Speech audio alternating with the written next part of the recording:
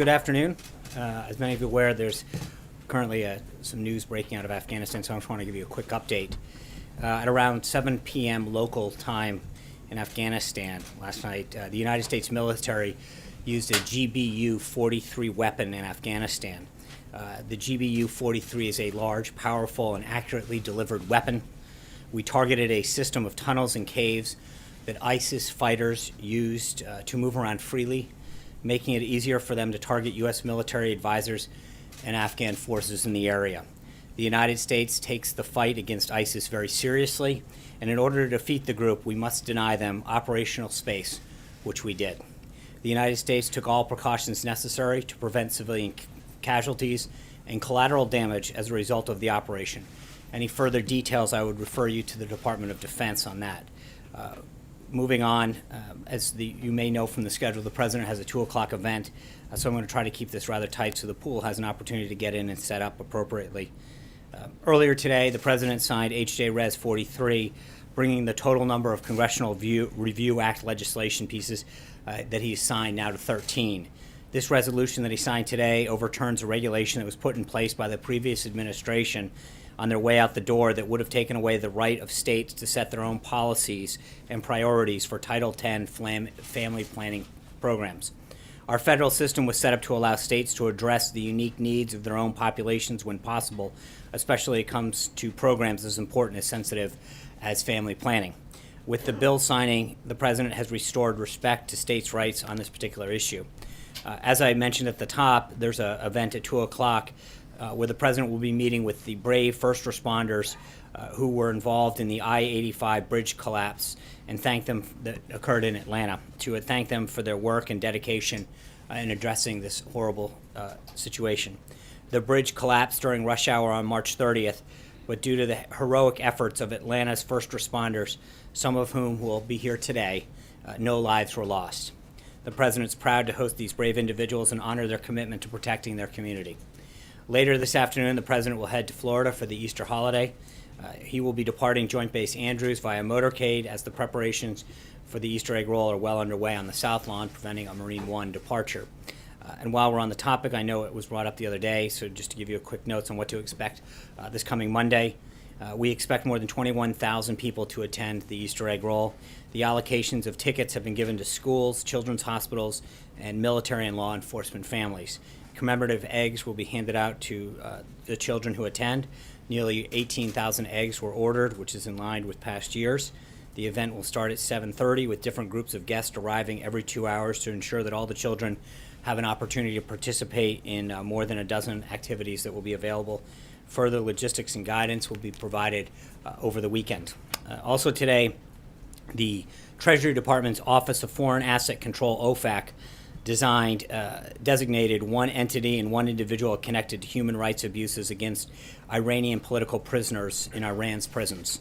The individual who is designated for his role in abuses in Iran's prison is the brother of Qasem Soleimani, the commander of Iran's IRGC Quds Force, who was himself previously designated under terrorism, counterproliferation, and human rights authorities.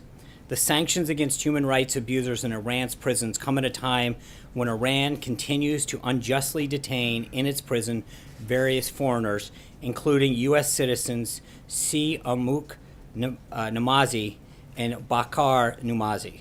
We join recent calls by international organizations and UN human rights experts for the immediate release of all U.S. citizens unjustly detained or missing in Iran so that they can return to their families.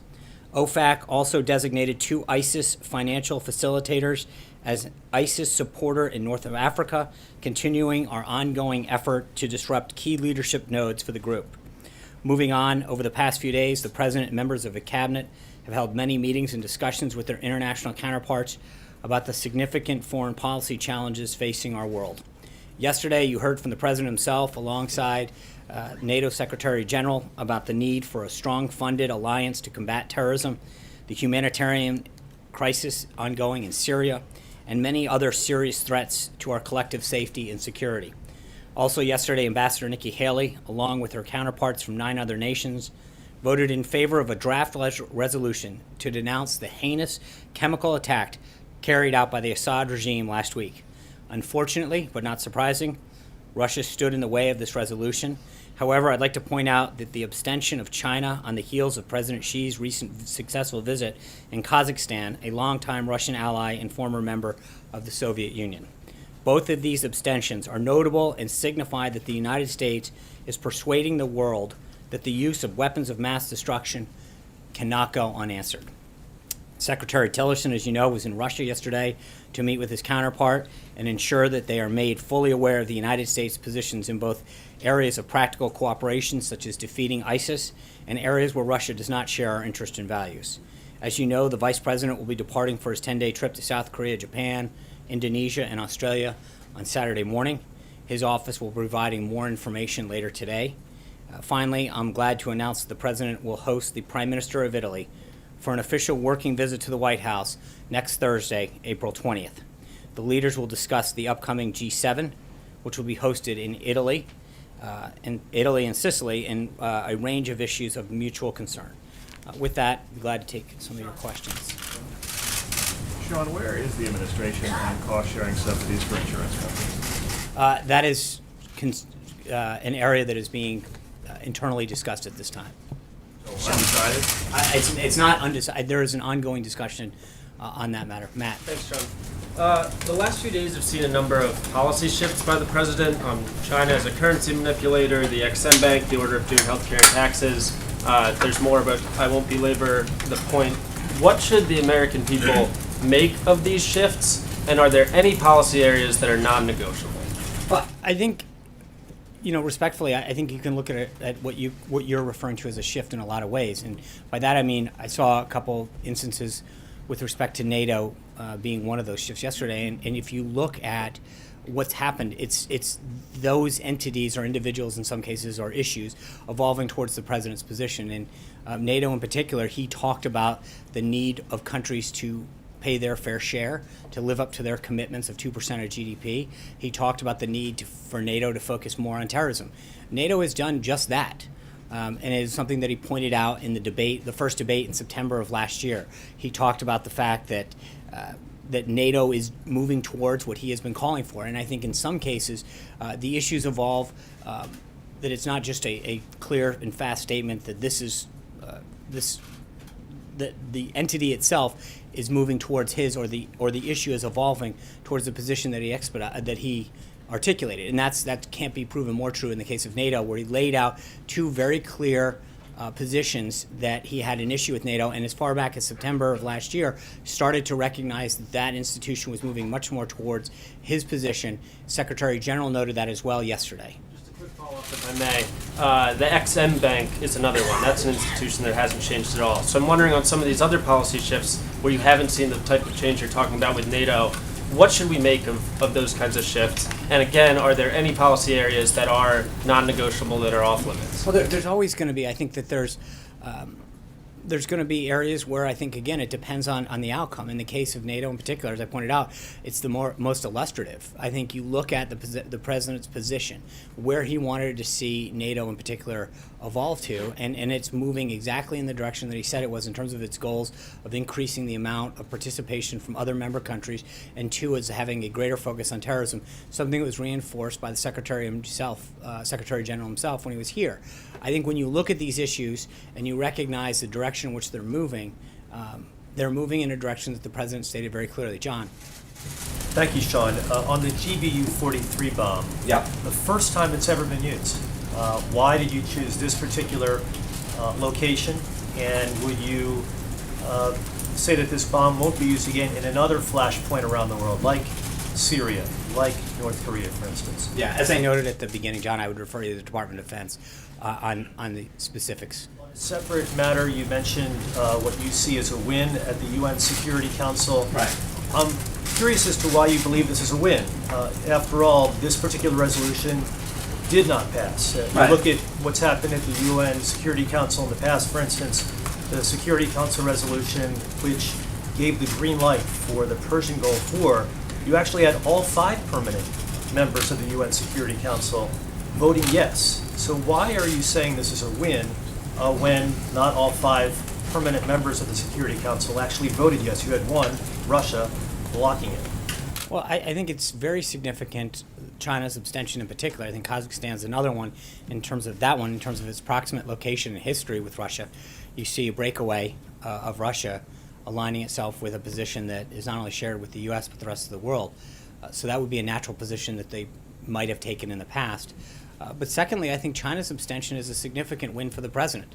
He went down and had discussions with President Xi, and I think you all saw that, heard his remarks about how he walked through that, and I think it really shows the success of the trip, first and foremost, but secondly, it continues to show how Russia's isolated on this particular matter. That's important.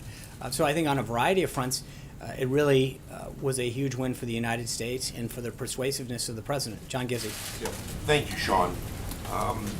In his remarks to us off camera, OMB Director Mulvaney talked about the vision of the federal government being reorganized as, in some cases, more agencies. And he said also that the final plan will come not just from right-wing think tanks, I believe that was his phrase, coupled with the president's statement on the XM Bank. Is he already receiving any criticism or voices of disappointment from small government conservatives who backed him strongly? I refer to groups such as Americans for Tax Reform or the Cato Institute. Well, I can't say that I've scanned every group's statements about this particular subject, but I can tell you that he's gotten a lot of very positive feedback, as well as Director Mulvaney, for their effort. As the director noted, you have a government that in large part has never been reorganized, it's just been added to. And when you look at the disparate number of agencies and programs that now flow throughout the government to do, in some cases, the very same thing, and are housed in a variety of agencies throughout the government, the question that you have to ask yourself is not only is the taxpayer getting the best bang for their buck, but are the people that those services are intended to be provided for getting the best services? So Director Mulvaney's effort at the president's direction to really look at how government is organized and operating, I think, is a very significant step. And I think one of the points that he noted is that this is something that should unite conservatives and liberals and Republicans and Democrats. Good government, an effective, efficient government, is something that really doesn't have an ideological home. I think it's something that we all can agree on, that the more that we can effectively deliver for the American citizen and deliver for the American taxpayer, effective and efficient government is something that we should all probably be in line with. Richard. Thank you, Sean. The U.S. ambassador at your Organization for the Prohibition of Chemical Weapons says that Syria uses chemical weapons abetted by Syria uses a weapon abetted by Russia's continuing efforts to bury the truth. Was the president offered proof of such truth-burying efforts by Russia? Was he offered Proofs of this, evidence that this is happening? Not that I'm aware of. No? I would like to know also, you've been putting in the same sentence Syria, Iran, and North Korea as failed state, Russia being not a failed state but part of this. Has it become to use an old expression, the axis of evil of this administration? I think it's important to note who Russia is on the side with right now and where they stand. I think it draws a huge contrast to show who's on what side of this argument in this crisis. And I think it's important to note the difference that who they're with. And that's, I think, a very notable thing. I'm not going to go any further than to say that. Very quick last question. With the National Hockey League playoffs just started, will the president cheer for the Rangers or the Caps? Respectfully, that's really not been a subject that's come up too often in the White House. So I'm going to keep with our Richards and go to Richard Elliott from WSB-TV in Atlanta, Georgia. Obviously, our concern is the reconstruction of 85. We understand that the president is meeting with the first responders this afternoon in just a few minutes, actually. But we wanted to ask about the federal commitment to getting I-85 rebuilt as far as federal dollars and easing some federal regulations to get the job done quickly. So a couple of things on that front. Immediately following the tragedy that ensued in Atlanta, the president directed the Federal Highway Administration to release $10 million. And then we have begun to work with the appropriate agencies to expedite that process. I know that there are critical repairs that have to get made, and I think that not only that the initial funding will help with that for the roads and the bridges and the emergency access that needs to get handled, but under emergency relief efforts, there are ways to expedite some of that funding, and the Department of Transportation and the Federal Highway Administration are probably the best way to get a better answer on that. But there are ways that some of that funding can be expedited beyond the initial commitment that the federal government has made. Mary. Thank you, Sean. Back on some of these shifts, on China in particular, the president did not mince words during the campaign. Now he says he and President Xi have been bonding. Xi means well. He says China's not a currency manipulator. What message does this send to the president's supporters who sent him to the White House thinking he'd be following through on his tough talk against China? I think the president's tough talk was on a variety of subjects, was to get results for the American people. That's what he has pledged to do, to get more jobs here, to grow more manufacturing, to keep our country safe. The president and President Xi had a great meeting. The president likes President Xi and got to know him really well in Mar-a-Lago, and I think has established a really good relationship working forward. But at the end of the day, this is always about developing a better situation for the American people, and I think he's done that. And a follow-up, if I may. The president told the Wall Street Journal that President Xi helped him realize that North Korea is not so easy. Did the president underestimate the complexities of this? Did he underestimate how difficult this was going to be? No, I don't think so at all, and I think if China is able to help get a deal with China, the president would appreciate that. I think this would be great for China as well. And as the president noted this morning, if China can help us do that, it'll be great. And if not, we'll go and handle that ourselves with our allies. Steve. On currency manipulation, why specifically did he decide to abandon this?